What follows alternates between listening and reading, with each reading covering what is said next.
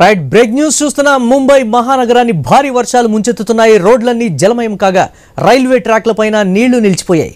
ఈ కష్టాలు చాలా ఉన్నట్లు మోనో రైల్ కూడా మొరాయించింది. రైట్ ముంబైలో భారీ వర్షాల నేపథ్యంలో మోనో రైలు బ్రేక్ డౌన్ అయింది. మైసూర్ కాలనీ భక్తి పార్కు మధ్య రైలు ఆగిపోవడంతో ప్రయాణికులు ఆందోళనకు లోనయ్యారు. విద్యుత్ సరఫరా ఆగిపోయినట్లు అధికారులు చెబుతున్నారు. సహాయక చర్యలు కొనసాగుతున్నాయి. భారీ క్రేన్ల సాయంతో ప్రయాణికులను సిబ్బంది కిందకి దింపుతున్నారు.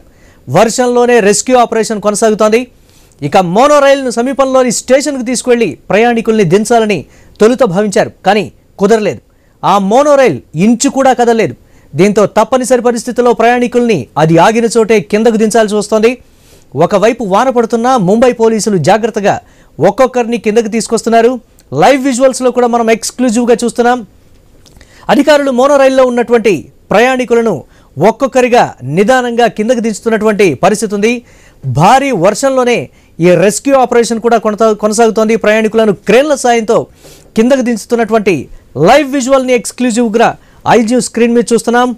మోనో రైల్ని ముందుగా స్టేషన్కు తరలించి అక్కడి నుంచి ప్రయాణికుల్ని కిందకు దించాలని చూశారు, కానీ ఇంచు కూడా కదలకపోవడంతో ఈ నేపథ్యంలో అక్కడికక్కడే ఎక్కడైతే ఆగిపోయిందో అక్కడే ప్రయాణికుల నుంచి దించాలని కూడా అధికారులు నిర్ణయించినట్లుగా తెలుస్తోంది. ఈ నేపథ్యంలో భారీ క్రేన్ సాయంతో ఒక్కొక్కరిగా సేఫ్గా కిందకు దించేటువంటి ప్రయత్నాన్ని అయితే అధికారులు చేస్తున్నటువంటి లైవ్ విజువల్ని ఎక్స్క్లూజివ్గా చూస్తున్నాం.